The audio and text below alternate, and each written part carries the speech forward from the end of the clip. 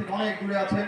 তারপর আজকের আয়োজন একটি বেসরকারি গণমাধ্যমে শেষ বয়সে বিএনপির ভারপ্রাপ্ত চেয়ারম্যান তারেক রহমানের সঙ্গে সাক্ষাতের আকাঙ্ক্ষা জানান পিরোজপুরের বর্ষিয়ান ও নির্যাতনে পঙ্গু নেতা মোতালেব আকন। আমরা বিএনপি পরিবার সংগঠনের মাধ্যমে ভার্চুয়ালি সেই সাক্ষাৎ হয় সোমবার বিকেলে। এখনো যে কজন মুরব্বী নেতৃবৃন্দ এ সময় বিএনপির ভারপ্রাপ্ত চেয়ারম্যান বলেন, বিএনপির রাজনৈতিক শক্তি আর অনুপ্রেরণার উৎস দেশের জনগণ। আমাদের মূল শক্তি রাজনীতিতে এই দেশের জনগণ। কাজে আমাদের অনুপ্রেরণা যদি হয়ে থাকে সেটি হচ্ছে বাংলাদেশের জনগণ হচ্ছে আমাদের অনুপ্রেরণা। এদেশের মানুষ যতবার সুযোগ পেয়েছে স্বাধীনভাবে ভোট দেবার, তারা বিএনপির পক্ষেই রায় দিয়েছে। কাজে এটাই প্রমাণ করে যে এই বাংলাদেশের মানুষই হচ্ছে বিএনপির আস্থার প্রতীক।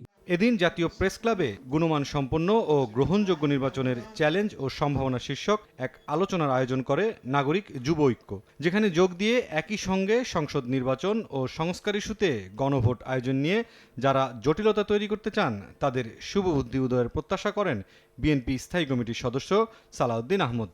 বলেন, ফ্যাসিবাদ বিরোধী ঐক্য অটুট রাখলে নির্বাচন নিয়ে কোনো সংকট থাকবে না। এখনো আবার সেই আগের জায়গায় আগে গণভোট হতে হবে, কনস্টিটিউশন অর্ডার করতে হবে, এগুলো আমাদের মনে হয় পরিহার করা উচিত। এগুলোই হচ্ছে মূল চ্যালেঞ্জ। নির্বাচনটা চ্যালেঞ্জ না। যারা নির্বাচন বিলম্বিত করতে চায় বিভিন্ন কায়দা কানুনের মধ্য দিয়ে, সেটাই হচ্ছে চ্যালেঞ্জ। আলোচনায় গণ অধিকার পরিষদের সম্পাদক রাশেদ খান নির্বাচন নিয়ে ষড়যন্ত্রকারীদের নাম প্রকাশের অনুরোধ করেন। আজকে নাহিদ ইসলামকে আমি আবারও বলতে চাই যে গাদ্দার উপদেষ্টাদের কথা আপনি বলছেন, অনতিবিলম্বে তাদের নাম জাতির সামনে আপনাকে প্রকাশ করতে হবে।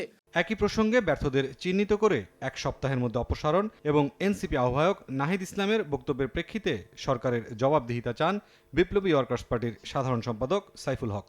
আগামী 7 দিনের মধ্যে যেসব উপদেষ্টার কারণে সরকারের নিরপেক্ষতা প্রশ্নবিদ্ধ, তাদেরকে অনুরোধ করা অব্যাহতি নেবার জন্য। অন্তর্বর্তীকালীন সরকার দায়িত্ব নেওয়ার পর লম্বা সময়ে পুলিশের ব্যাপারে যত্ন না নেওয়ার অভিযোগ করেন নাগরিক ঐক্যের সভাপতি মাহমুদুর রহমান মান্না। আমরা জাতির ওই চোখ দিয়ে ভবিষ্যৎ দেখতে চাচ্ছি। মুরসালিন হক জুনায়েদ, সময় সংবাদ, ঢাকা।